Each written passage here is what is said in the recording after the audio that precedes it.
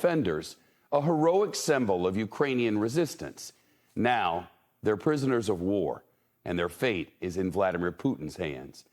More than 260 Ukrainian fighters have surrendered and evacuated Mariupol's steel plant following a bloody, desperate, months-long siege. Ukraine negotiated a deal with Russia and ordered the fighters to give up. That was yesterday. Reuters reports Russia is loading them into buses and bringing them to this former penal colony in a nearby Russian-controlled town. It is unclear what Vladimir Putin is planning to do with the fighters. Russian investigators say they're going to interrogate them about their potential involvement in crimes against humanity. And a Russian negotiator involved in peace talks now says Moscow should consider the death penalty. He says some of the fighters do not deserve to live. Michael O'Hanlon, now senior fellow at the Brookings Institution. Man, can Putin use these fighters as leverage over Ukraine? And why would Ukraine trust anything they say?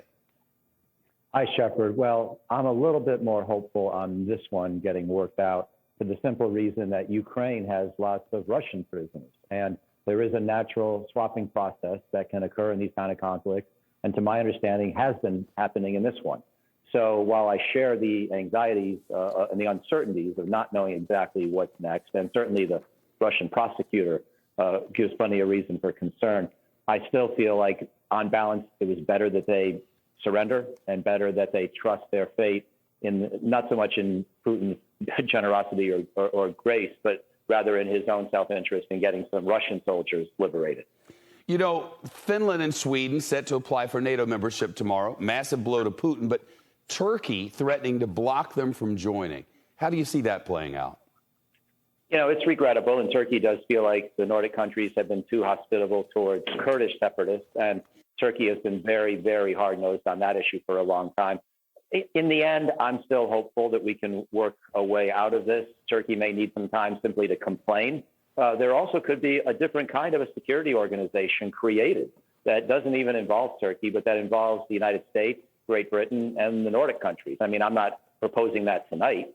I think we should play this thing out and see if we can persuade Erdogan to agree to something that the vast preponderance of NATO wants.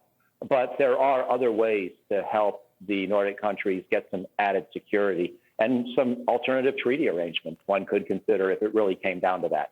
But I still think in the end, Erdogan, who, you know, for all of his own autocratic tendencies, has done some good things helping Syrian refugees, has attempted at least to support a peace process between Russia and Ukraine a few weeks ago. I still am hopeful that we can persuade him to this new idea. Michael, the Putin critic Garry Kasparov had an op-ed in the Wall Street Journal today in which he said some in the West hadn't learned what he calls the eternal lessons of appeasement. He said Putin is a Russian problem and must be removed by the Russians, but the West needs to stop helping him. Every phone call that legitimizes his authority, every cubic meter of gas and every barrel of oil imported from Russia is a lifeline to a dictatorship that's shaking for the first time. Right approach? Well, I half agree, but half don't. I mean, anytime we base our policy on hoping that a foreign leader will be overthrown by his own people, we've usually been disappointed. Think back to Saddam Hussein. Think to the Kim family in Korea. There have been many examples where we somehow thought that the regime was fragile or vulnerable, and then we just waited and hoped and applied some more pressure, and 5, 10, 20 years later, we often saw them still in power.